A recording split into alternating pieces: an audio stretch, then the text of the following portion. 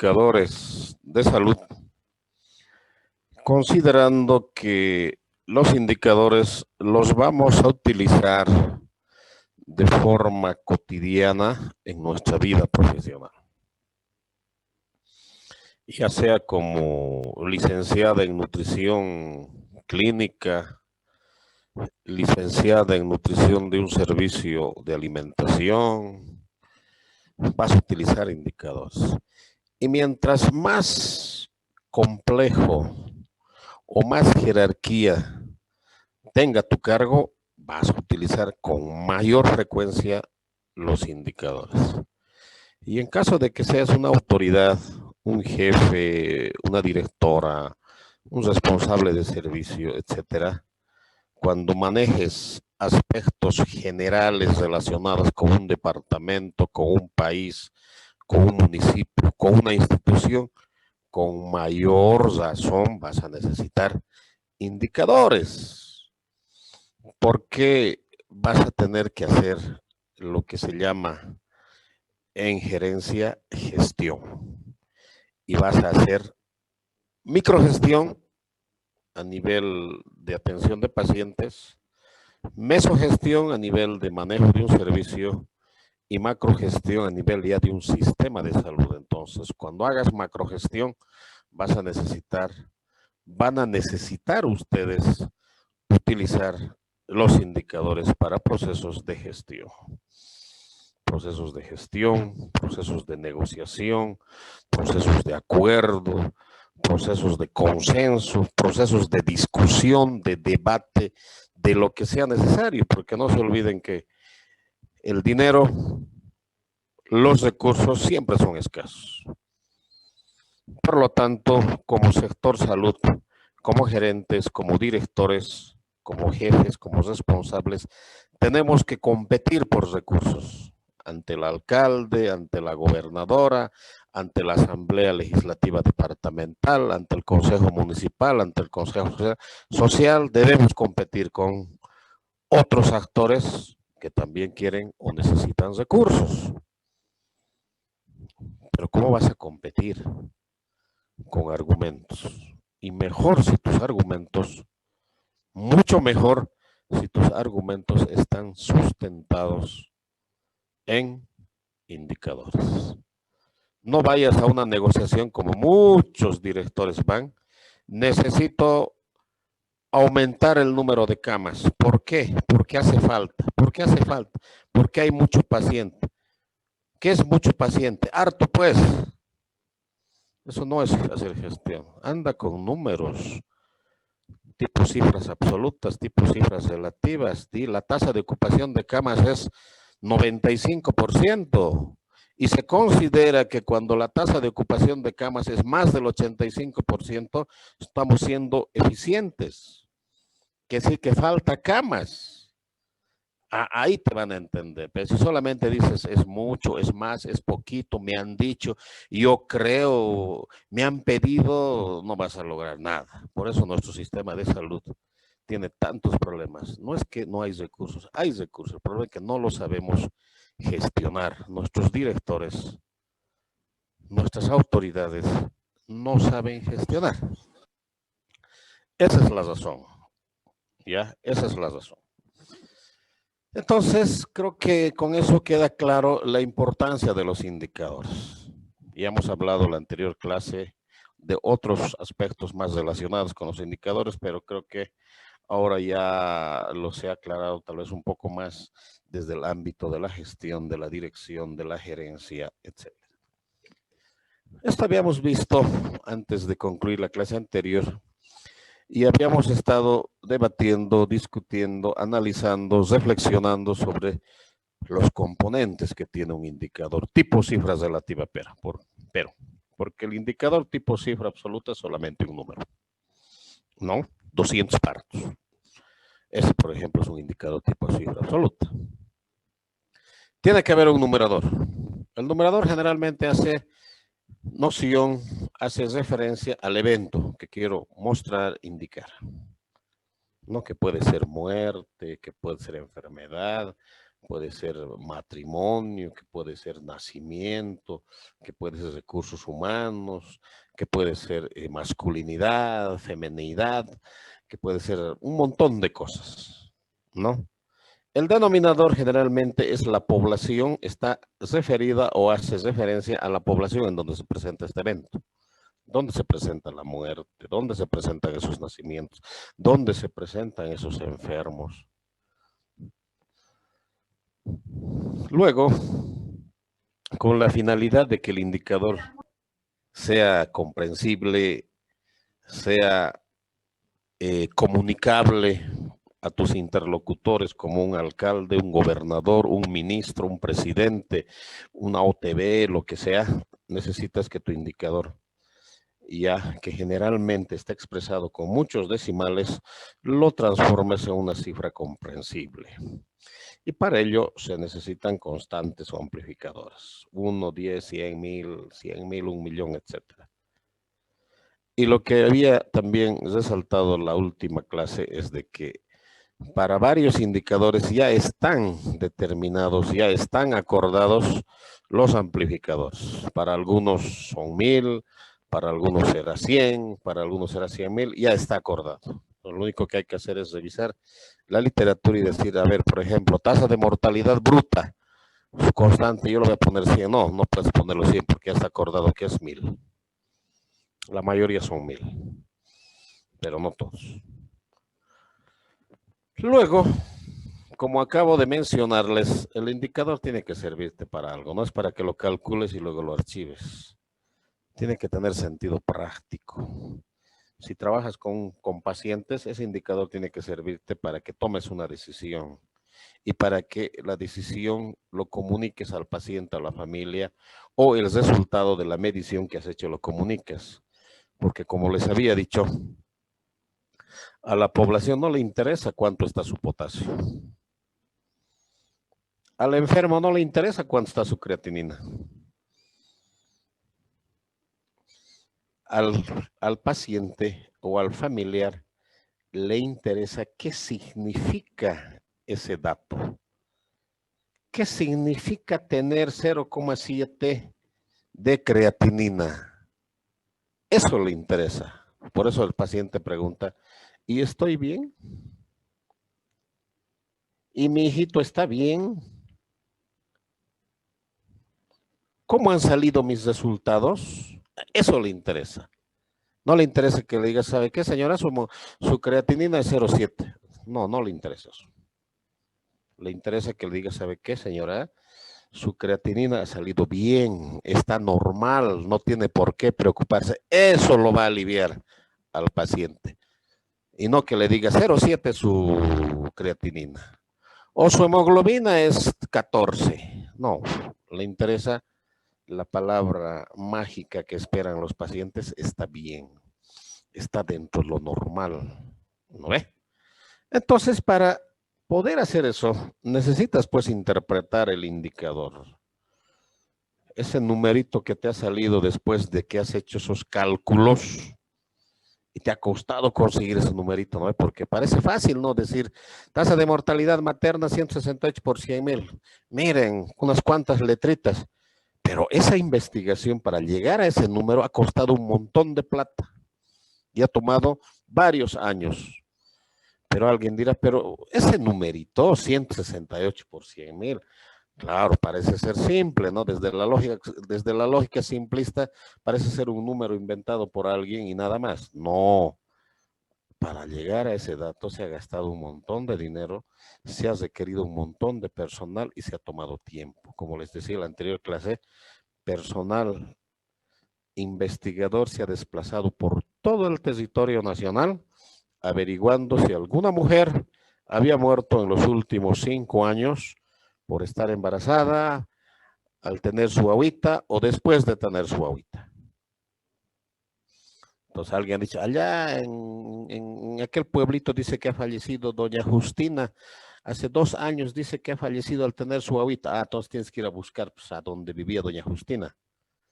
Y luego encuentras a la familia de doña Justina y empiezas a hacer lo que se llama autopsia verbal, se llama, autopsia verbal.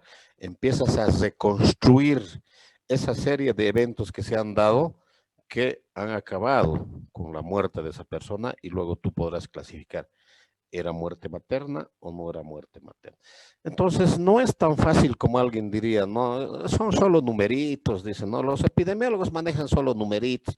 Yo quisiera que consigan esos numeritos. No es tan fácil conseguir esos numeritos. Entonces, a esos numeritos tienes que hacerlos hablar.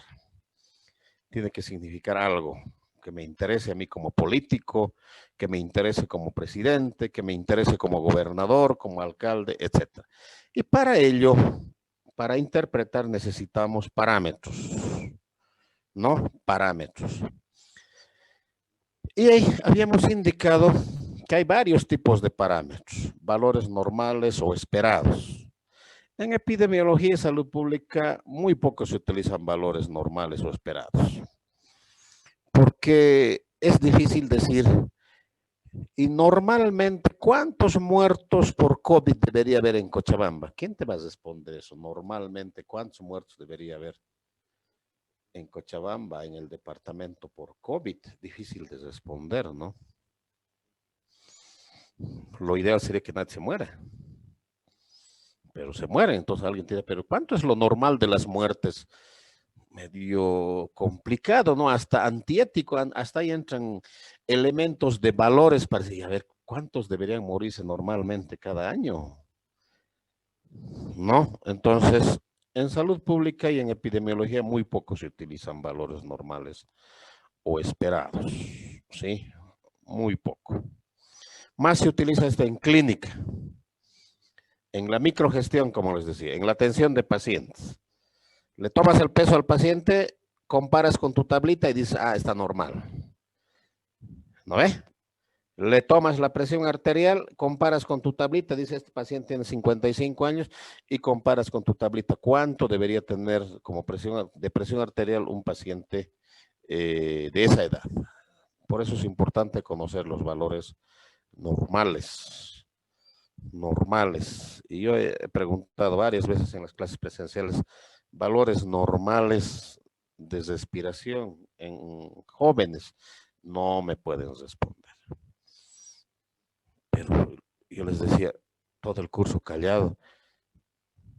¿No saben? No, doctor. ¿Y no puedes contar de tu compañero? Tu compañero está al lado, ¿cuántas veces estás respirando por minuto? Y me vas a decir, ah, no se me había ocurrido, doctor. Entonces, hay que tener creatividad, iniciativa. Si no sabes, por lo menos pues ve a tu compañero y cuéntale, si no tienes tiempo para contar cuántas veces respira por un minuto, aunque se cuenta pues, en 30 minutos y lo multipliques por 2, ya vas a tener una idea, ¿no ve? Ahora, para comprobar o para verificar, ya le cuentas las respiraciones a tu compañero, al de al lado más contale. Sacas un promedio y ya, dices, doctor, 18. Y yo te voy a decir, muy bien, porque la frecuencia respiratoria por minuto en un joven anda entre 12 a 18 a 20, ya ve, pero eso es iniciativa. Valores esperados, en algunos casos hay, como les había planteado, creo, algunos ejemplos en la última clase, ¿cuánto por ciento de los recién nacidos deben tener o deberían nacer con bajo peso? No, cesáreas, lo mismo. Embarazo en adolescentes, por ejemplo, la Organización Mundial de la Salud dice que la proporción de embarazo en adolescentes no debería ser superior al 10%. Y nosotros como Cochabamba tenemos 16%. ¿Qué tal? Ah, ahí ya nos estamos dando cuenta, muchas adolescentes embarazadas. Y si te vas al trópico de Cochabamba, eso es 16% se transforma en 30%. No, entonces mucha adolescente embarazada cuando te dicen que no debería llegar a 10, debería ser menor de 10, pero resulta que promedio en Cochabamba son 16% y en el trópico de Cochabamba es mucho más. Entonces algo no está bien, ¿no ve? ¿Y quién te está dando esa información? El indicador. Ahora, tú investigas luego, ¿y por qué será la tasa alta de embarazo en adolescencia y te empiezas a encontrar con muchas cosas. Después te pregunto, ¿y cuáles serán las consecuencias de muchos embarazos en adolescentes? Y ahí encuentras también cosas interesantes, ¿no? Abandono del colegio, maltrato familiar, un montón de cosas. Y ese datito, ese datito que te dice 16%, tan chiquitito, miren cómo te está mostrando, te está indicando, te está señalando muchas cosas. Por eso es importante conocer los indicadores. Puedes encontrar entonces valores esperados. También hay recomendaciones. Entonces a veces no sabemos por dónde anda este indicador. Revisas la literatura, te entra a la página de la OPS, te entra a la página de la OMS, te entra a la página de UNICEF, te entra a la página del UNFA, te entras a la página de Save the Children, te entra a la página del ministerio, y ahí va a haber algunas recomendaciones. Y tú lo tomas como parámetro para interpretar. A veces hay metas también, no metas predefinidas. ¿Y dónde están las metas? En los planes. Hay planes. Las instituciones, los países, los departamentos, los municipios hacen planes. Por ejemplo, los municipios hacen y las gobernaciones hacen los famosos PTDIs. ¿Alguien puede decirme qué es un PTDI? Pregunta para todo el curso.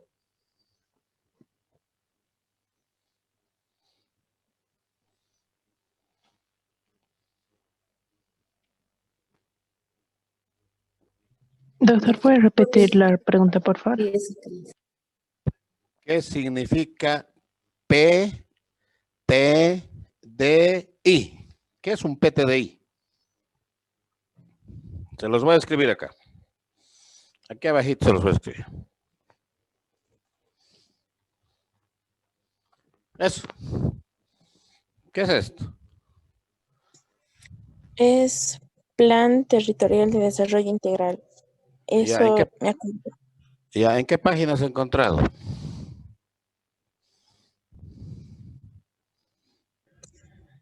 Me han hablado algo de eso en enfermería, doctor. Ah, ya. Eso significa Plan Territorial de Desarrollo Integral. Entonces, ustedes pueden encontrar, si trabajan en un municipio o en un departamento, en estos documentos hay metas. Metas sobre desnutrición, sobrepeso, obesidad, anemia. Hay todo un capítulo de salud donde van a encontrar metas. Y ustedes cuando trabajen en algún municipio, en algún departamento, en alguna institución que es parte de un municipio, tienen que buscar acá las metas. No podemos trabajar a ciegas, ¿ya?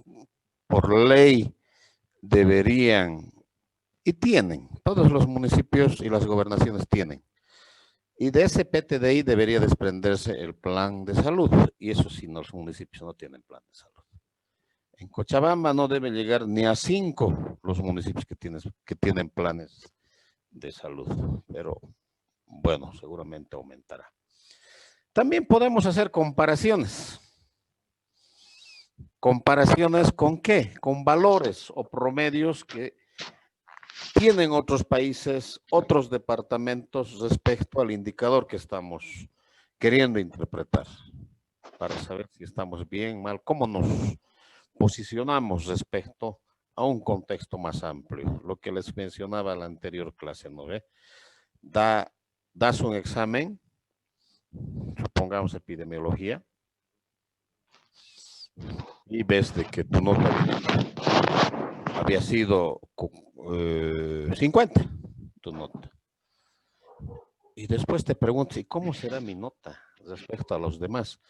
Y ves la planilla de calificaciones y ves que la mayoría había sacado notas por encima de 70. Entonces tú 50 que sí que no está bien, ¿no? Porque la mayoría tiene mejores notas. Pero supongamos que tienes 50 también y observas la planilla de calificaciones y ves que la mayoría está por debajo de 50, hasta te sientes satisfecho, ¿no? Dices, no, mi nota no está mal, más bien es una de las mejores, dices, ¿no? Entonces, así también hacemos en el contexto de la planificación en salud. Agarramos promedios y nos comparamos. También puedes agarrar el mejor valor departamental o nacional y te comparas. Les planteo el mismo ejemplo. Tú tienes tu nota de 50 y dices, y a ver, ¿y cuánto tendrá la persona con mejor nota? Buscas y había tenido 55 y dices, estoy bien nomás. Si la mejor nota tiene 55, yo tengo 50, estoy cerquita, dices, ¿no ve? Pero ¿qué pasaría si la mejor nota es 100 y tú tienes 50? Ahí dices, no, mi nota es mala. Mi nota es mala, estoy muy lejos de lo mejor, del valor más alto. Entonces, estos son los indicadores, los parámetros que puedes utilizar para interpretar tus indicadores. Y esto es lo más importante, en el sentido de que le da sentido práctico a tu indicador y no es memoria, ¿no? Ahora, ¿de dónde saco datos para construir mis indicadores? Lo que les decía hace rato. Parece ser sencillo conseguir un dato que diga 42% de sobrepeso y obesidad en niños, niñas y adolescentes. Cortito, sencillo, pero ¿cómo se ha logrado ese dato? A través de procesos un tanto complejos. Entonces, ¿de dónde puedo sacar información para construir mis indicadores? De censos. Ya les decía, los censos se hacen cada 10 años. Seguramente el 2022 se va a hacer el siguiente censo. Y se hace el primer domingo de julio.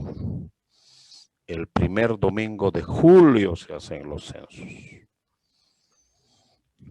¿Alguien me puede decir por qué se hará el censo el primer domingo de julio? ¿Por qué no lo hacemos en noviembre? Mejor lo haremos en marzo. ¿Por qué creen que es eso? ¿Alguien me puede decir?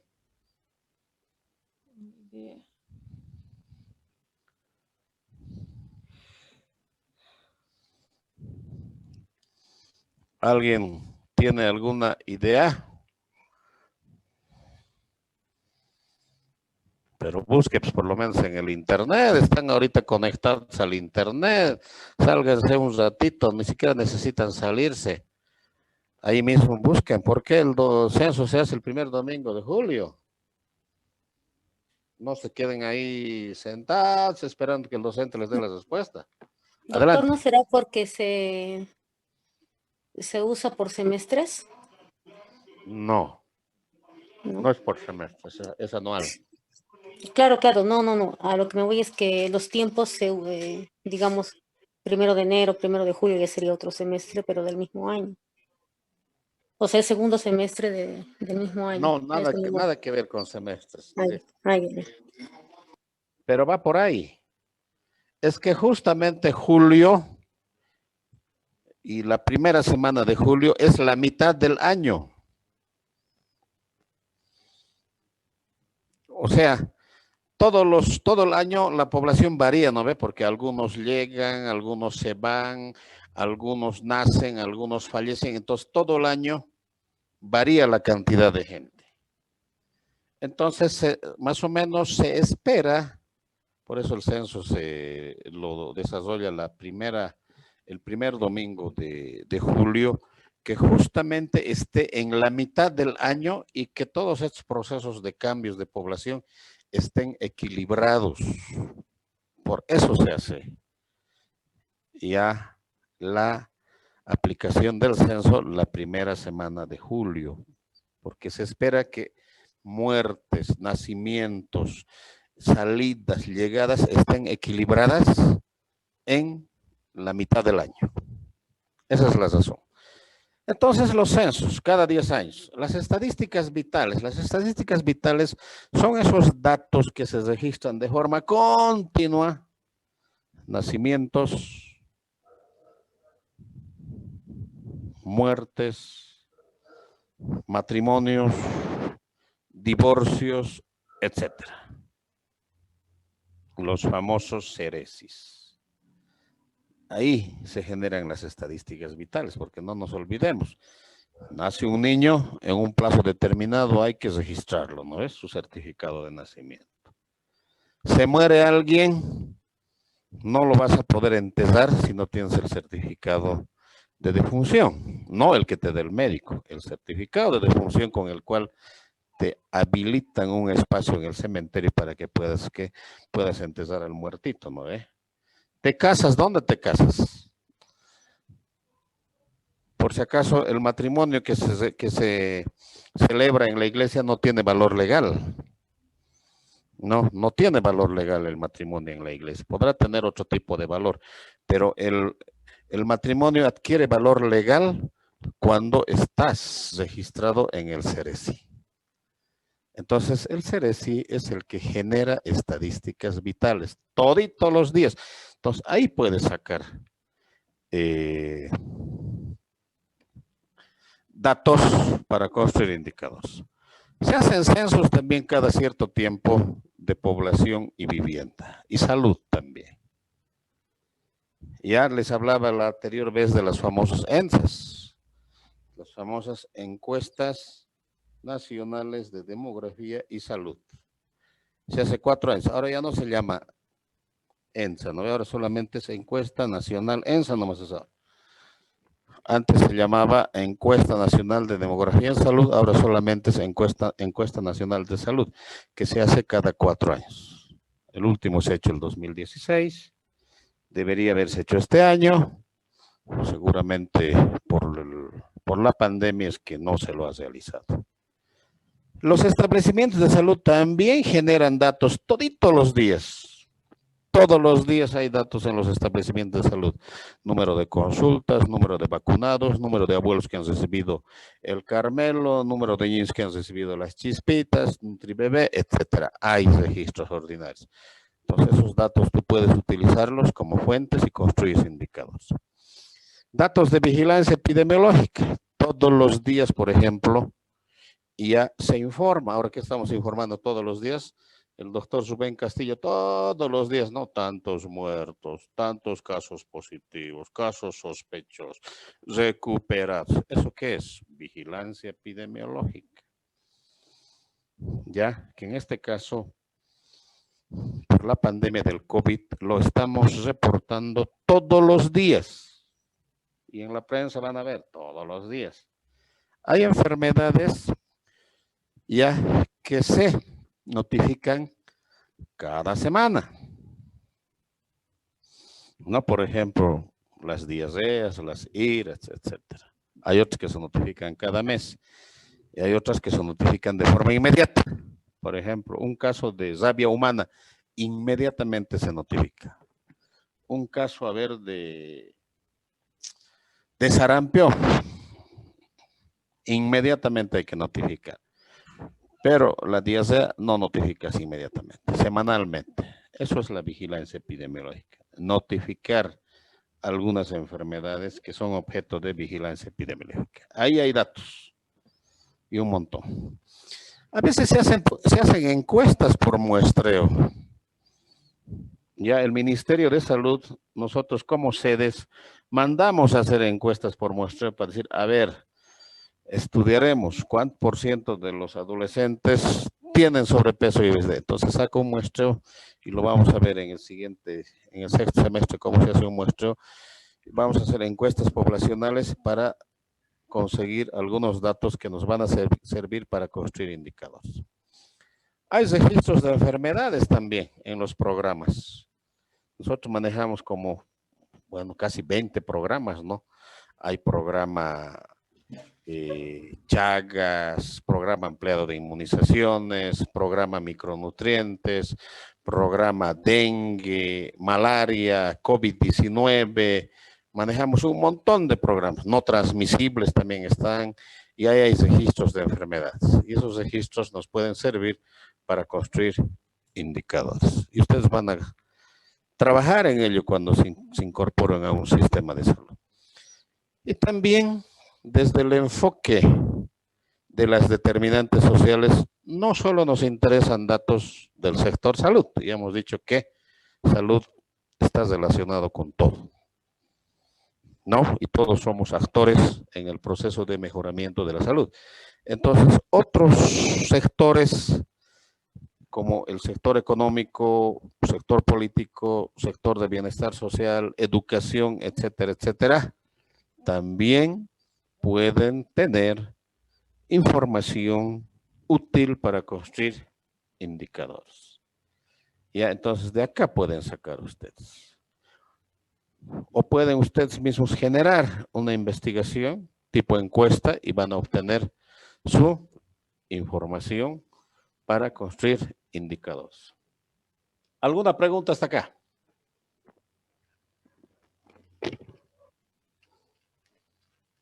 Doctor, la diferencia, o sea, me he confundido con dos tipos de definiciones.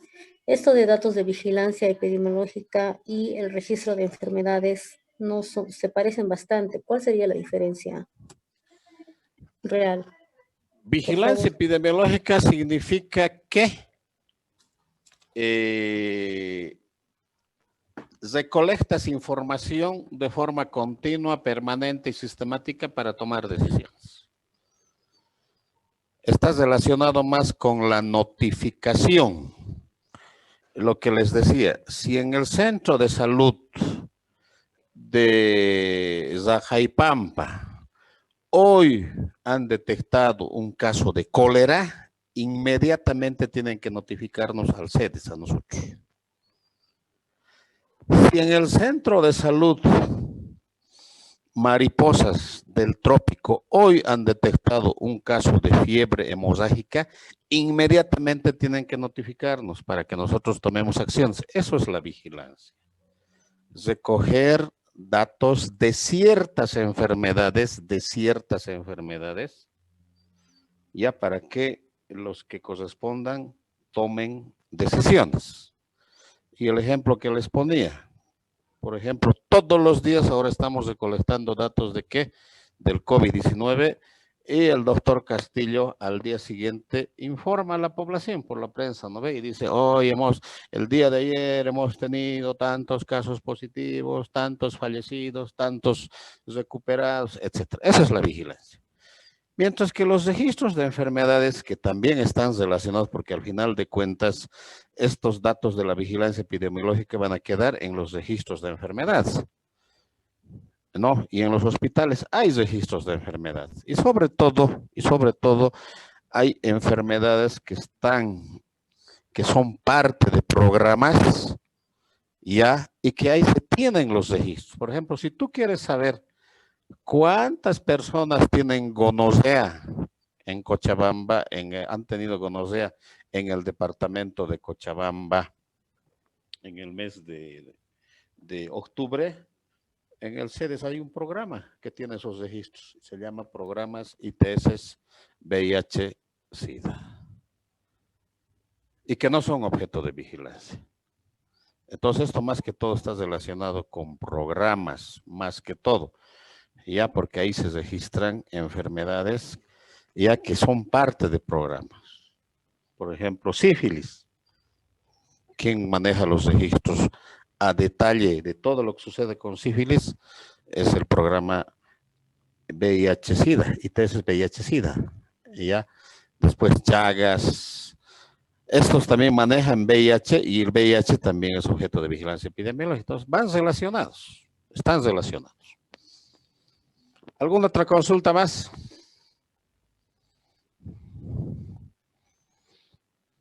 ¿Pregunta?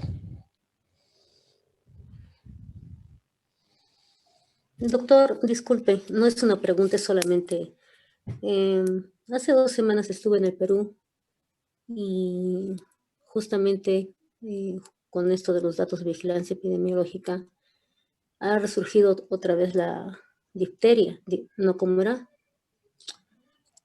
Creo que sí, difteria, ¿no, doctor? Podría ser, podría ser. Sí, ¿no?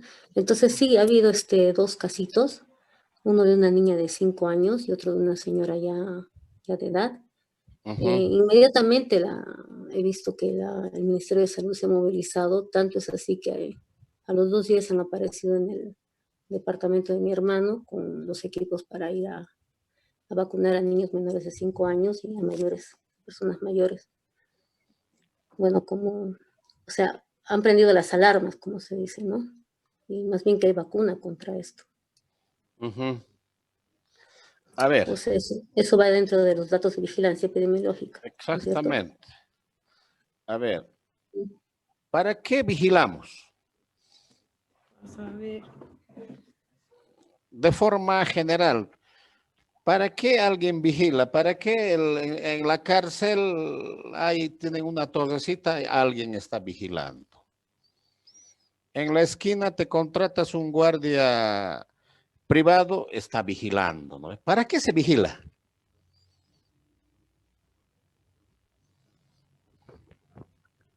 Para prever por si pasa algo malo, doctor. A ver, más precisión. Para prevenir, doctor. Tal vez. Para vigilar. Ya, pero ¿qué más? ¿Qué más sale de la vigilancia? Tal vez para tener el control, ¿no? Para que no se nos escape de las manos, ¿no? Y estar alertas a la situación que se te viene. Ya. ¿Qué más? Para cuidarnos, doctor, tal vez. Ya también, pero alguito falta. Ya, se resume a una palabrita, para actuar. Para que no se escape de control. Exacto, por eso, para actuar. A ver, nos imaginaremos una cárcel. Ahí hay un vigilante.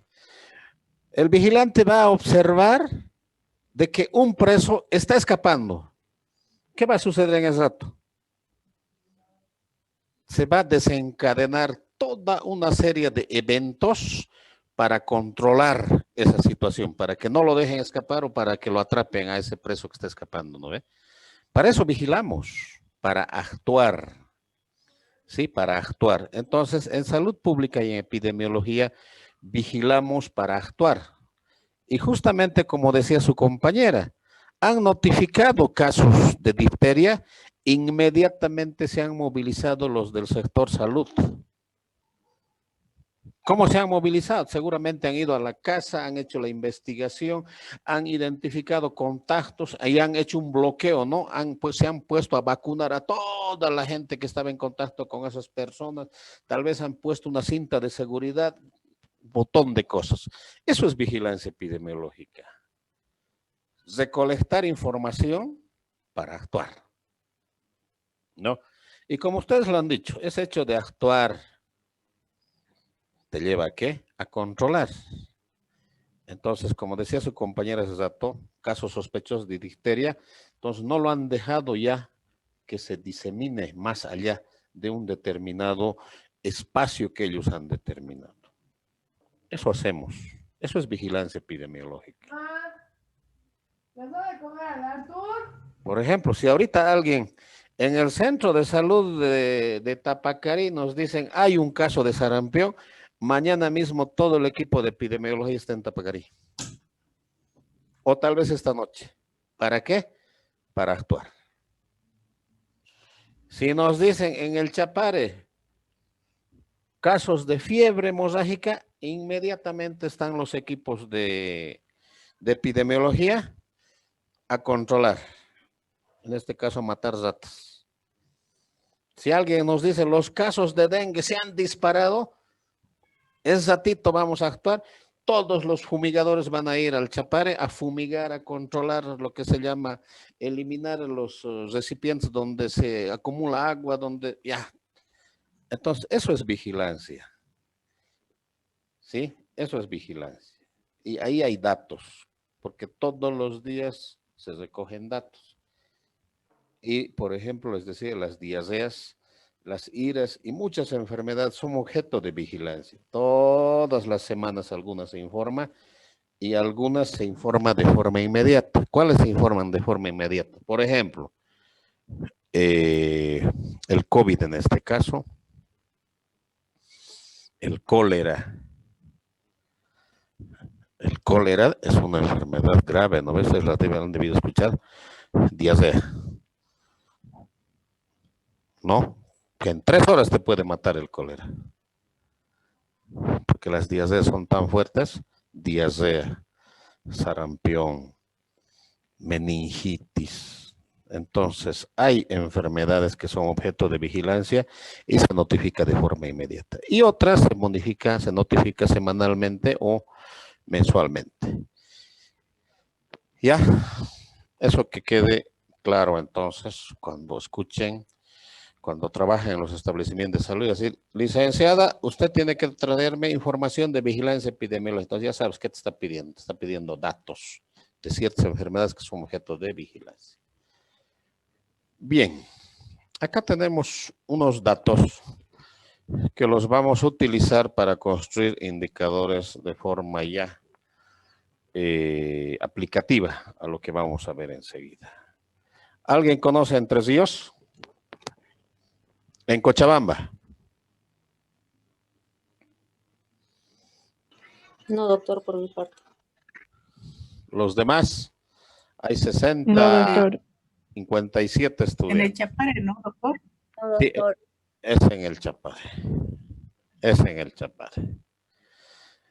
Bueno, debe estar localizado a unos 250 kilómetros más o menos de acá de la ciudad de Cochabamba, trópico. Ya que hay algunos datos. Y estos datos vamos a utilizarlos para construir indicadores. Bien.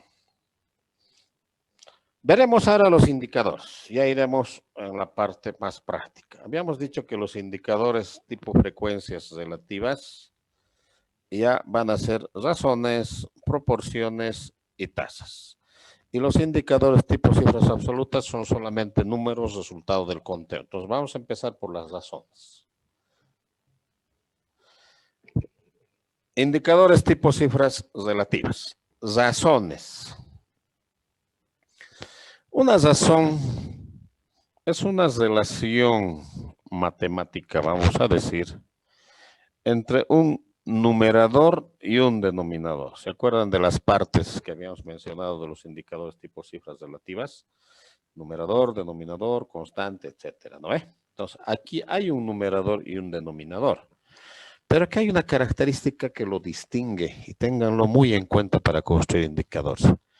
El numerador no está incluido o no es parte del denominador. ¿Ya? Eso ténganlo muy en cuenta. El numerador no está incluido, no es parte del denominador. O al revés, el denominador no incluye al numerador. No incluye. Son cantidades de naturaleza distinta. Son cantidades de naturaleza distinta, pero ambos son parte de un todo, que generalmente es una población. Esto es lo más importante que tienes que considerar para construir tus indicadores. El numerador no es parte del denominador. ¿Ya? Ejemplo. Cuando ustedes nombren los indicadores, acuérdense de esto. Esto. Tiene que haber un evento, una población, un lugar, un tiempo determinado y un valor. Esto sí lo vas a conseguir mediante el cálculo. Entonces, acá hay un ejemplo, dice, razón. Entonces, como estamos hablando de razones, lo primero que vas a poner es razón. ¿Razón de qué? Varones, mujeres. Ya, entonces aquí ya te está diciendo qué va en el numerador. En el numerador van los varones y en el denominador van las mujeres. ¿En dónde? En el primer semestre, en los estudiantes del primer semestre de la carrera de turismo de la UNS. ¿En qué tiempo? En el año 2020, donde hay 20 estudiantes varones de un total de 60 estudiantes. Entonces, ya tienes el indicador nombrado. Ahora lo que tienes que hacer es ordenar. ¿Y dónde va cada cual? Les decía, cuando tú nombras, ya estás diciendo qué va arriba y qué va abajo. Entonces, varones son el numerador. Aquí está, número de estudiantes varones. ¿Cuántos habían sido? 20. 20. ¿Sí? Y ahora no te está dando el número de mujeres. Y muchas veces no tenemos, pero con operaciones y con sentido común puedes lograr tú este número. Si tienes 60 estudiantes, de los cuales 20 son varones, entonces haciendo una resta puedes llegar a obtener el número de mujeres. Entonces, número de estudiantes mujeres, 40. Haces tu división, te sale 0,5. ¿No? Entonces, acá siempre hay uno, como en este caso, varones, mujeres. Entonces, quiere decir de que hay 0,5 varones por una mujer. 0,5 varones por una mujer en ese curso. Pero no queda bien, ¿no ve? No queda bien. Ahí esto se ha distorsionado. Lo vamos a arreglar. Alguien dirá, pero ¿qué es 0,5 varones por una mujer? Entonces sería medio varón por una mujer. Entonces para eso recurrimos a nuestras constantes. Entonces multiplico. Voy a utilizar una constante de 10. No, entonces 0,5 por 10, ¿cuánto es? 0,5 por 10, ¿cuánto es? 5. 5. Listo. 1 por 10, 10. Queda 102. Entonces quedaría de que existen 5 varones por cada 10 mujeres. Es decir, hay el doble de mujeres. ¿No? Y es evidente, ¿no ve? Esto es 40, esto es 20. Entonces es el doble. Pero solamente que acá hemos hecho unas operaciones y nuestra razón de varones, mujeres en esta población y en ese periodo de tiempo es que existen 5 varones por cada 10 mujeres. A ver, veremos las características para que luego vayamos analizando con más detalle. Características de las razones. Ya habíamos dicho, el numerador no es parte del denominador. A ver, acá nos están diciendo que hay 60 estudiantes, ¿no? De los cuales 40 son mujeres y 20 son varones. La pregunta es, ¿estos 20 varones estarán comprendidos, estarán incluidos en estas 40 mujeres, sí o no? No, doctor. No, doctor. No, para nada, no me queda claro eso. No, entonces se cumple la primera regla. Este numerador no es parte del denominador. Hasta es sentido común, ¿no? Los varones acá son parte de las mujeres. No. Los varones probablemente sean parte del total de estudiantes. Sí, ¿no ve? Sí, los varones son parte del total de estudiantes. Pero en este caso no es el total de estudiantes el que está en el denominador, están las mujeres. Entonces los varones no son parte de las mujeres o las mujeres no incluyen a los varones. En ese sentido se cumple nuestra primera característica que dice el numerador no es parte del denominador. Ahora, la constante. La constante puede ser 1, puede ser 10, puede ser 100, puede ser 1000, puede ser 10,000, puede ser lo que sea necesario para hacer más comprensible y comunicable el indicador. En este caso, lo puedo dejar así, con 1. Puedo dejarlo y decir 0,5 varones por una mujer, pero no está bien, no 0,5 varones. Medio varón por una mujer. No se entiende bien. Entonces, utilizo ya una constante de 10 y multiplico 0,5 por 10, 5. 1 por 10, 10. Entonces, existen 5 varones por cada 10 mujeres. Esto también se cumple. Lo siguiente. Los valores pueden encontrarse entre 0 y el infinito. Te puede salir cualquier número.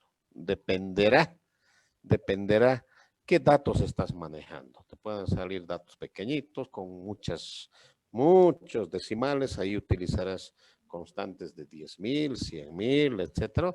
O te podrán salir números enteros en el sentido de que no necesites multiplicar por 10 ni por 100 porque ya está sobreentendido que es 1. ¿Está bien? Ahora, vamos a ver para qué se usa, sobre todo, no es el único uso. La idea es de que ustedes sepan, conozcan el proceso, el procedimiento que se sigue para calcular un indicador tipo razón y ustedes puedan calcular después lo que se les acusa. ¿Para qué utilizamos de forma general? Para comparar dos eventos o enfermedades de forma distinta. Por ejemplo, yo puedo comparar diarrea con infección respiratoria aguda. No, puedo comparar. Puedo comparar desnutrición crónica con desnutrición aguda también. Yo estoy seguro que esto siempre va a ser superior a la desnutrición aguda. Puedo comparar también eventos o enfermedades en tiempos distintos. Por ejemplo, desnutrición crónica del 2018 lo comparo con la desnutrición crónica del 2015. O desnutrición crónica también puedo compararlo con la desnutrición aguda de tiempos o de periodos de tiempo totalmente distintos. Puedo comparar también recursos, esto sí se utiliza bastante. Puedo comparar cuántos médicos existen por una licenciada en nutrición, o las son médicos licenciados en nutrición, o las son hospitales población. Entonces tengo muchas formas ya de utilizar los indicadores tipo razones.